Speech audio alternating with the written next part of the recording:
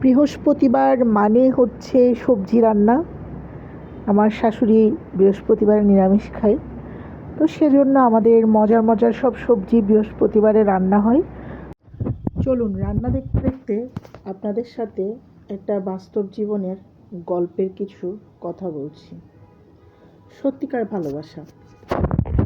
একটা ছোট্ট গ্রাম ছিল, যেখানে সব কিছু ছিল নিরিবিলি, শান্তিপূর্ণ এবং প্রাকৃতিক সৌন্দর্যে ভরপুর। সেই গ্রামটাতে এক দম্পতি বাস করত। তাদের নাম ছিল রাজু আর মিতা। রাজু ছিল একজন সৎ ও পরিশ্রমী কৃষক, আর মিতা ছিল ঘরোয়া। তার হৃদয়ে একটা অদ্ভুত শক্তি ছিল, সে কখনোই হার মানত না। তার হাসি খুশি শান্ত মনোভাব গ্রাম জুড়ে খুব প্রশংসিত ছিল। রাজু আর মিতা খুব সাধারণভাবেই জীবন কাটাচ্ছিল, তবে তাদের সংসারের মধ্যে একটি অদ্ভুত যোগসূত্র ছিল। দুজনে কখনোই একে অপরকে কষ্ট দিতে চাইতো না, বরং একে অপরের আনন্দে নিজেদের সবটুকু ত্যাগ করতে প্রস্তুত থাকত। যদিও তাদের জীবন সহজ ছিল না, তবুও তাদের মধ্যে ছিল এক অদ্ভুত শান্তি, পরিপূর্ণতা। গ্রামের লোকজন জানতো রাজু এবং মিতার মধ্যে কেউ কোনোদিন দূরত্ব আনতে পারে না। প্রতিদিন সকালে রাজু মাঠে চলে যেত, আর মিতা ঘরের কাজ করে, ছোট ছোট কাজ করে তার জন্য অপেক্ষা করত। সন্ধ্যাবেলা রাজু মাঠ থেকে ফিরে এসে মিতার হাতের রান্না খেত, আর তারা একে অপরের সঙ্গে গল্প করত। কখনো কখনো তারা রাতের আকাশের দিকে তাকিয়ে চাঁদের আলোয় জীবনের স্বপ্ন নিয়ে ভাবত। একদিন সকালে রাজু মাঠে কাজ করতে গিয়ে হঠাৎ পা পিছলে পড়ে যায়। তার পায়ের হাড় ভেঙে যায় এবং তাকে দ্রুত হাসপাতালে ভর্তি করা হয়। মিতা তার সঙ্গে ছিল। তাকে ধরে ধরে হসপিটালের পথে নিয়ে যায়। রাজু খুব চিন্তিত ছিল, কারণ সে জানত তার আঘাতের কারণেই অনেক কিছু পরিবর্তিত হবে। তবে মিতা তখনও তাকে শক্ত হয়ে বলে, তুমি চিন্তা করো না, আমি আছি তোমার পাশে, আমরা একে অপরকে কখনোই ছেড়ে যাব না। হাসপাতালে চিকিৎসা চলাকালীন রাজু কিছুটা ভেঙে পড়েছিল। তাকে আরও কয়েক মাস বিশ্রামে থাকতে হবে এবং তার সমস্ত কাজকর্ম বন্ধ হয়ে যাবে। মিতা তার পাশে বসে থাকত আর তার হাত ধরে তাকে আশ্বস্ত করত, সব কিছু ঠিক হয়ে যাবে রাজু, তুমি তো জানো আমাদের ভালোবাসা সৃষ্টির চেয়েও শক্তিশালী। আমরা একসাথে চললে কোনো কিছুই আমাদেরকে থামাতে পারবে না। মিতার কথাগুলো রাজুকে মনে শান্তি দিত, কিন্তু সমস্যা ছিল রাজু জানত তার অসুস্থতার কারণে তার খামারের কাজ আগের মতো হবে না। রাজু বলেছিল, মিতা, আমাদের এখন কিছু সিদ্ধান্ত নিতে হবে। আমি হয়তো মাঠে ফিরে যেতে পারবো না, কিন্তু আমাদের তো সংসার চালাতে হবে। মিতা তার চোখে চোখ রেখে বলল, তুমি শুধু একটুখানি বিশ্রাম নাও, আমি সব কিছু সামলাবো। আর আমরা একসাথে থাকলে কোনো কিছুই আমাদের হারাতে পারবে না।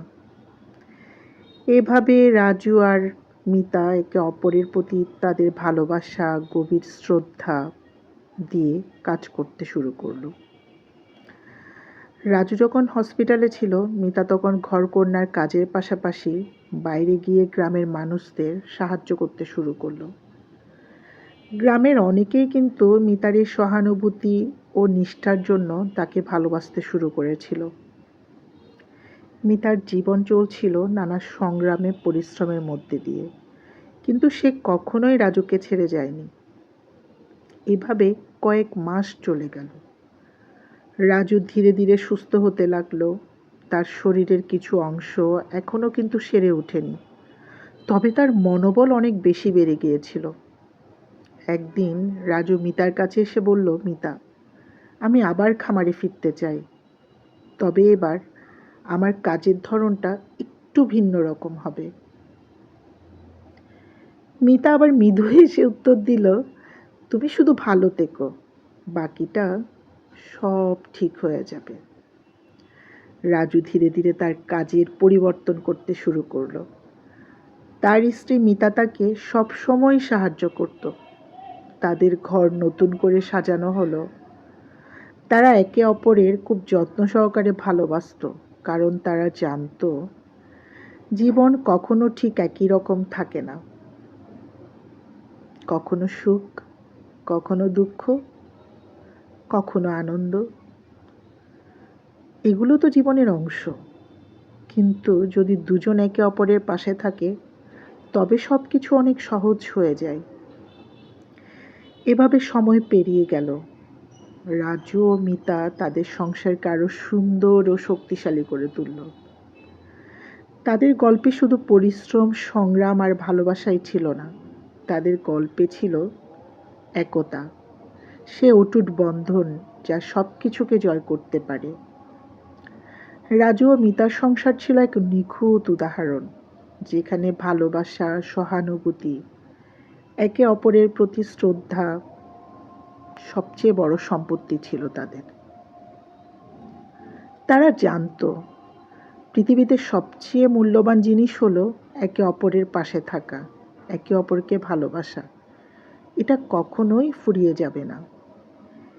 এভাবে রাজু ও মিতা সংসারের প্রতিটি মুহূর্ত হয়ে উঠল সোনালী স্মৃতি, যেখানে প্রকৃত সুখ ছিল, একে অপরের প্রতি শ্রদ্ধা ছিল। আপনাদের সাথে আজকে আমি একটা গল্পের কিছু কথা শেয়ার করলাম। আমার এই গল্পটি আপনাদের কেমন লেগেছে কমেন্টে জানাবেন। আমরা যদি একতাবদ্ধ থাকি, আমরা যদি আমাদের সংসারে স্বামী স্ত্রী একে অপরের পাশে থাকি, আমরা কিন্তু সবাই সুন্দর করে আমাদের সংসারটাকে সামলে নিয়ে যেতে পারবো। যে কোনো পরিস্থিতিতে, যে কোনো সময়ে আমরা শক্ত করে যদি দুজন দুজনের হাতটা ধরে রাখি, আমরা কিন্তু আমাদের যত সমস্যায় আসুক আমরা সমাধান করতে পারবো। আপনাদের সাথে গল্প করতে করতে কিন্তু আমার রান্নাটা খুব সুন্দর চলছে। আপনারা উপভোগ করছেন তো আমার রান্নাটা? এই যে দেখুন, এটা সম্পূর্ণ একটা নিরামিষ রান্না। এখানে কোনো পেঁয়াজ ইউজ হয়নি, কোনো গরম মশলা ইউজ হয়নি, শুধুমাত্র পাঁচফোড়ন আর সবজি দিয়ে এই রান্নাটা।